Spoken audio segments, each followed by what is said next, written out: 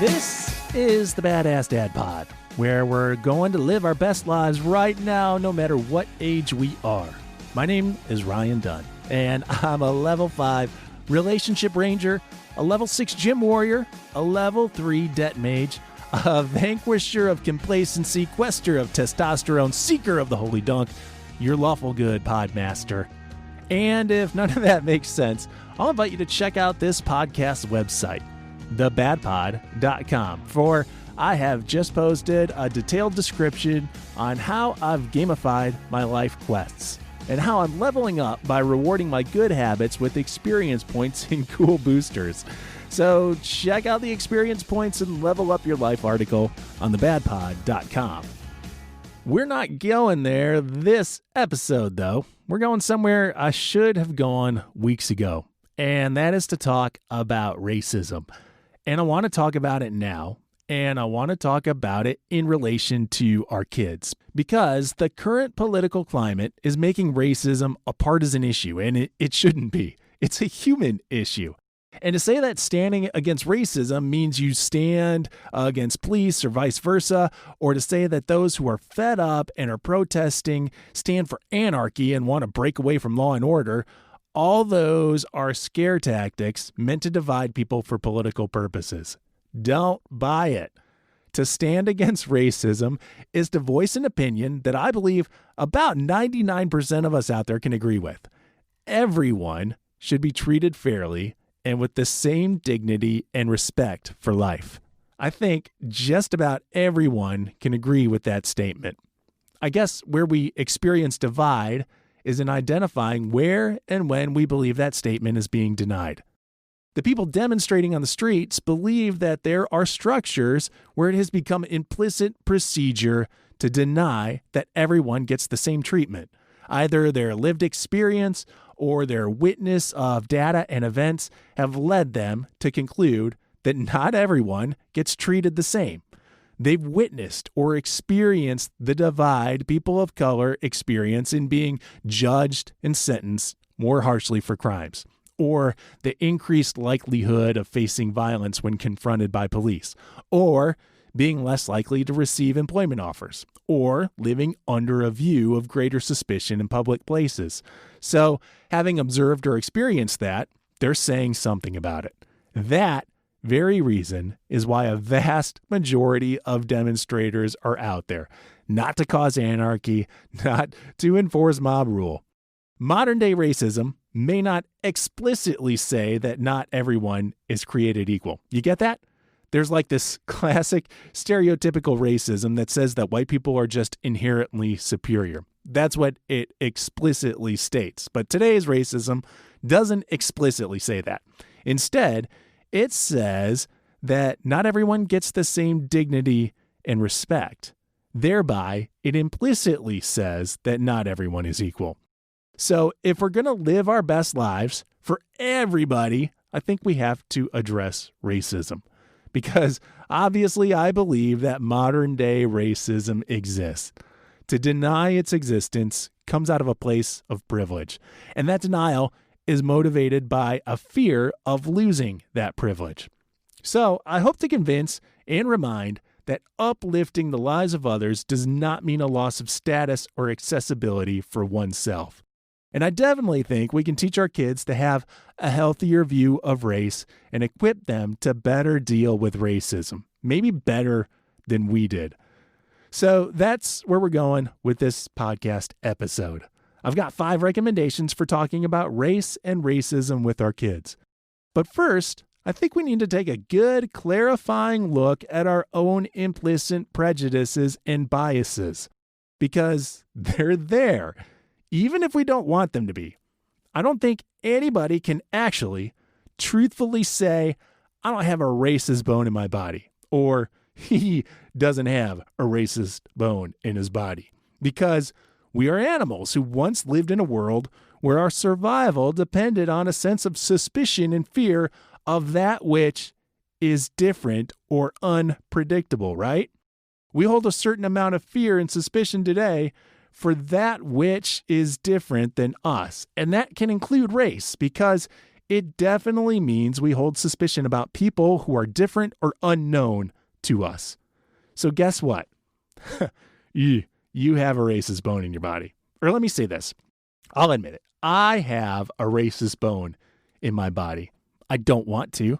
I don't want it there, but it is there. And the only way I can defeat that tendency, or at least make it impotent, is to recognize that I have internal biases and then consciously work to nullify them. My first confrontation with my own racism came when I was in college. I had a black roommate, actually a very proud black man. He was proud of his heritage, and he was way into black empowerment and advancement, which honestly I didn't get because I thought large-scale racism died in the 70s, and this was the 90s. It was Clinton's America. Come on, we had affirmative action. We also had Rodney King, which I don't recall how that made me feel. But anyways, prior to that year of college, I honestly never had much interaction with black people. The town I grew up in was predominantly white. The few people of color I went to high school with must have definitely felt pressure to assimilate to the white culture around them, but my roommate didn't feel that pressure to assimilate. Well, no, let me say he didn't seem interested in assimilating to whiteness. He is a smart, capable person who was at that time interested in living into black empowerment. And it took me years to figure this out. It took me years to discern why he and I did not become better friends.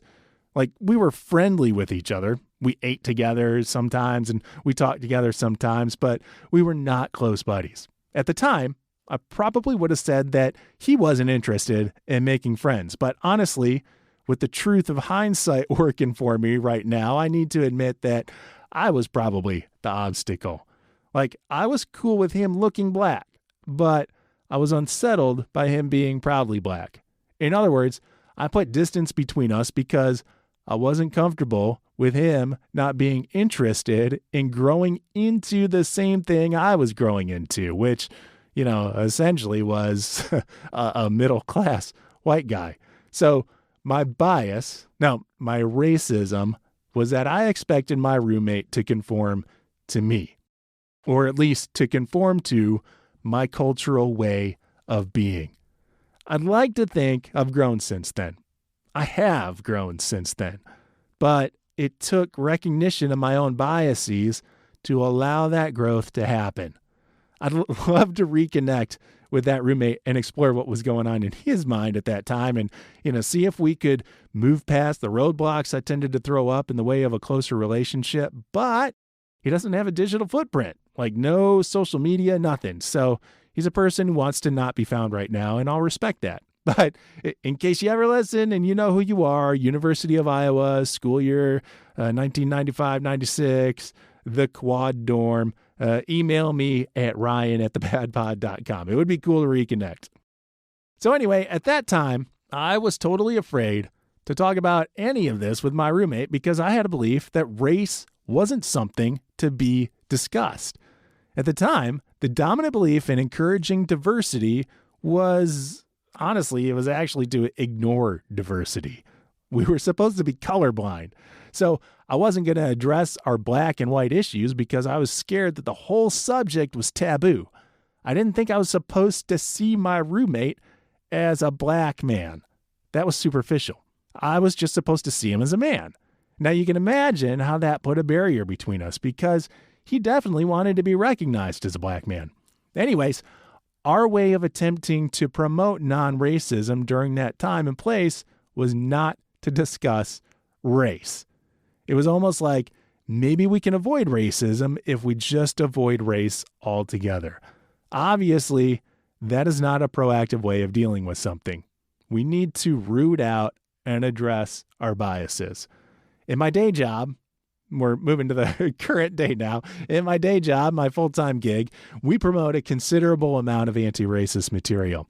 And even now, we get some surprising reactions. Things like, and this was an actual social media comment, you need to stop using terms like black and white.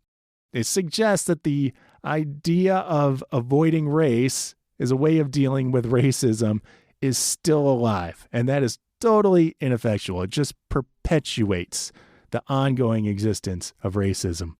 I believe I can offer a more proactive way of being for my son, a way of addressing race that's not merely non-racist, which I'll insert here is actually implicit with racism.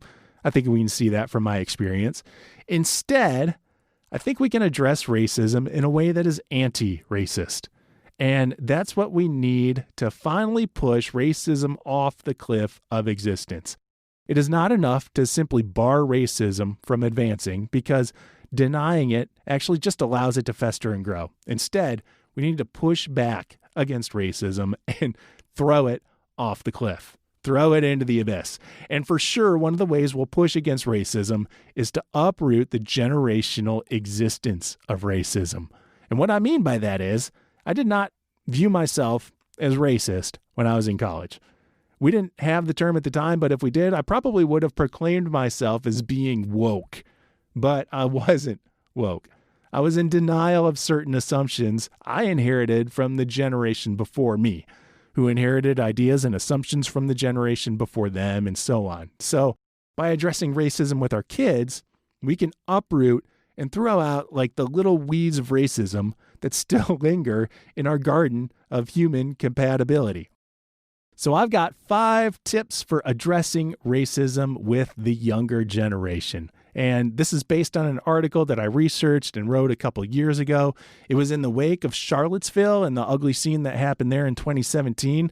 I wrote it for an organization called Rethink Church. And then the article got picked up by the United Methodist Denominations website. And just recently, it was re-promoted by the World Council of Churches. So it's had some legs, which is hopeful news for those of us wanting to grow in our own view on race and racism.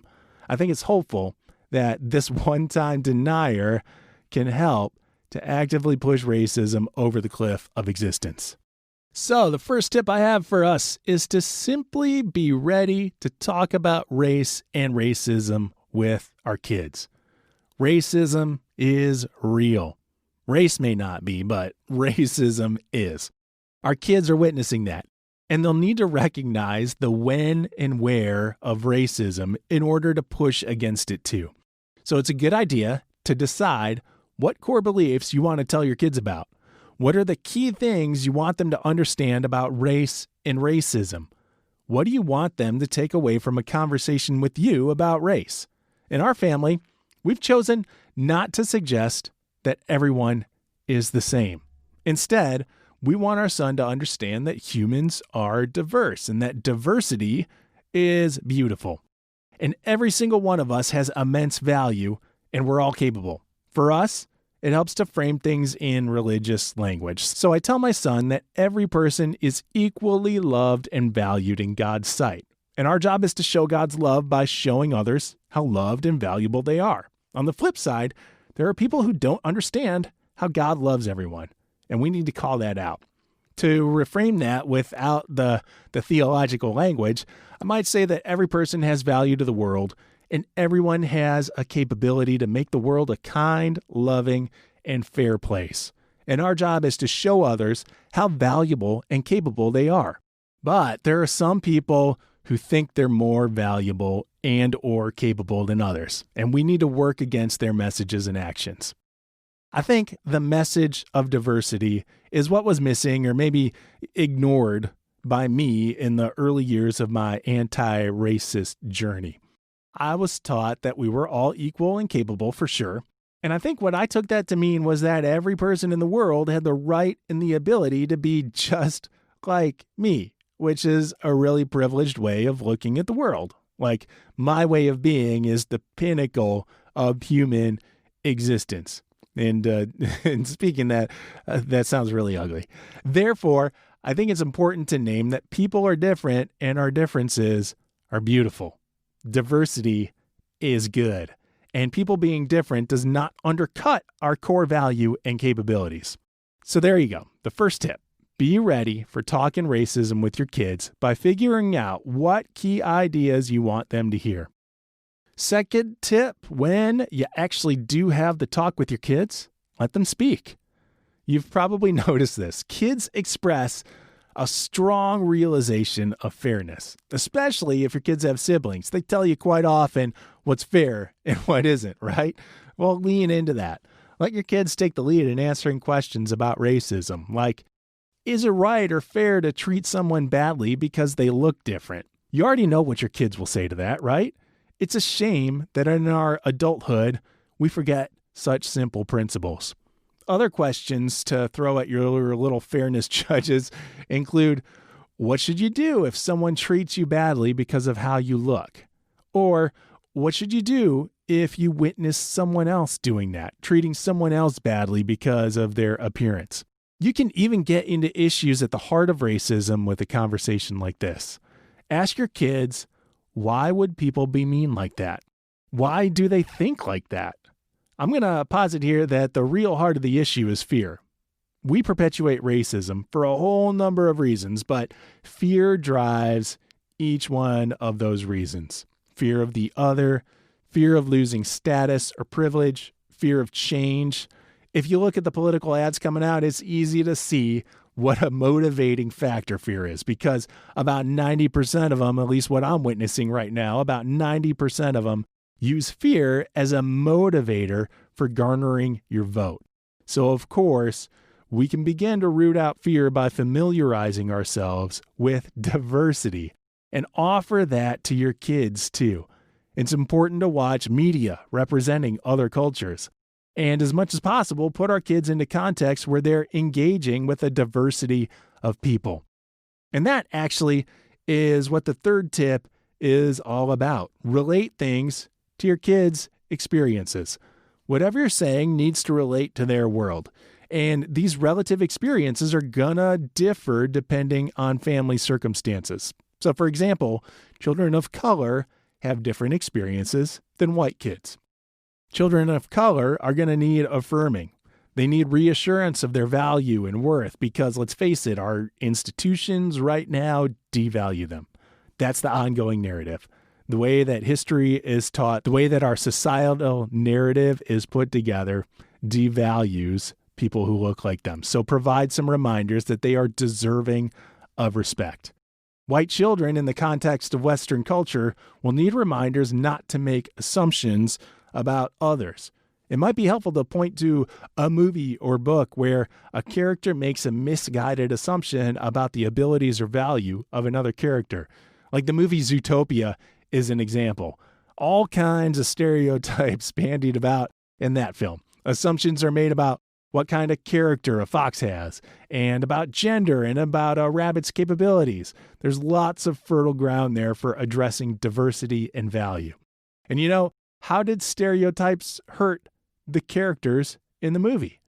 Where did you see the characters being treated fairly? How did they work against unfairness in the movie? It's all really deep stuff from that movie. Fourth tip for talking race and racism with kids is to show kids the ways in which they can help. Meaning, it's okay to ask them to share their experiences without dismissal. That's empowering to them. It encourages them not to ignore unjust or unfair situations, which, let's face it, we adults get kind of good at. Instead, let them tell their stories of injustice or unfairness, and then ask a couple follow-up questions like, what could you say when that happens? Or, are there others you can tell about it? With younger kids, a great way to show them how to help is to encourage them to look for things they have in common with other children, especially those who look different than them. The more similarities they see across our human panoply, the more comfortable they will be around each other. So look for those points of commonality. Maybe you can point out, look, Luis likes to play tag just as much as you do. With older kids, it helps to encourage them to point out the differences that they appreciate in others. There was a study done by researchers at Northwestern University, and it revealed that when older children were encouraged to look for and celebrate diversity, they were more able to detect racist behaviors than kids who had been taught the message of colorblindness that we talked about before. And again, that message of colorblindness is this supposed veneer where we pretend we see all people the same. Like, we might not notice our buddy Malcolm is black. The only way colorblindness could work is if Malcolm's blackness had no effect on his life experience, which is not a reality in today's America. being black is part of who he is, and it's okay to recognize that he is black. And as my college roommate did, to celebrate that distinction. I think this celebration of diversity encourages another important lesson for our kids. And it's a lesson that honestly, a lot of adults need reminders of too. The lesson is this: lifting others up does not diminish my own well-being. I am not of lesser value because I want to say that Malcolm has value. This is the antithesis of the all lives matter, quote unquote, saying. Yes, all lives matter. That's true. But right now, I don't need an advocate before the eyes of society saying that my life matters. I don't fear for my life when talking to police or driving out in the country. So we say Black Lives Matter as a way to advocate for those who do feel those pressures. Saying Black Lives Matter does not lessen my value. It only adds my voice in uplifting others. Justice and fairness are not competitive endeavors. There doesn't have to be haves and have-nots. As a Christian, I believe in a vision for the world where all humanity is moved into a realm of haves, as it pertains to having dignity and respect and love from and towards one another, and the basic necessities of life that allow for human flourishing. And I think it's possible for everyone to have that without some people being denied respect and dignity so others can have it. I kind of tangented there. I hope the lesson is clear. Noting that there is something to uplift or celebrate in others does not diminish our worth. In fact, I'll suggest that being a person who's high on praise of others only makes one more valuable in the eyes of others. And that's kind of a note to self, because I tend to run on the critical side, not the offering praise side. So you might want to start offering praise of points of diversity yourself, which is an example of our fifth tip for addressing racism with kids. That tip is to be a role model for your children. It is up to us to model the behaviors we hope to see in our kids. What step can you take today to help advance the cause? Want a suggested first step? Well, go back to tip 1 and have a conversation with your kids about racism. Show them that it's important enough to you that it warrants a special conversation, a special sit-down time.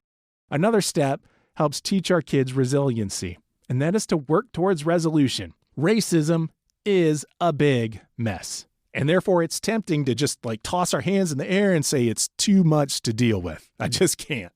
Instead of dismissing in frustration, how can we constructively vent anger and frustration? What proactive steps can you take leading towards change? We need some more bridge builders. So what can you do to build a bridge of relationship and justice? I'm going to posit here that in the eyes of our children, taking some action is better than waiting for the right action. It's easy for a lot of us to sit on the sidelines. Well, okay, again, let me clarify. It's easy for those of us who have the privilege to do so to sit on the sidelines and complain about the status of things without entering into it. We wait until the right opportunity presents itself to take action, meaning we wait until we are directly confronted with the problem. We wait for it to become an issue in our personal lives before entering the movement of change. You don't need to wait. You don't need to wait. You don't need to wait for someone to invite you in to the pursuit of justice. You can talk to your kids today. You can use whatever platform available to you to advocate for fairness and justice today. You can try to be better today. And maybe that's a good parting idea for all of us. There are mistakes I've made in the past that I can't really make up for. Things I can no longer bring to a just resolution. I've treated people poorly in the past. I can't always make amends with those people. But what I can do is say, today, I'm trying to do better. I've learned since then, and I'm trying to do better. Honestly, I can't change how I treated my college roommate way back in the day. But today I've learned, and I'm trying to do better. And you know what? I hope you'll join me in doing better too. So let's tie this episode up, and let's do that by noting a takeaway list of the 5 tips for addressing racism with kids. First, be ready to have the conversation. 2, let them share. 3, relate to their experience. 4, show them ways to help. And 5, be a role model. That's it. My name is Ryan Dunn. This is the Badass Dad Pod. Find more episodes pertaining to parenting, fitness, finance, and relationships at thebadpod.com. And if this episode has been helpful for you, leave a review on your podcast platform of choice like Apple Podcasts. It helps spread the word. Music is by Io Ellen. Thanks for listening. Okay, bye.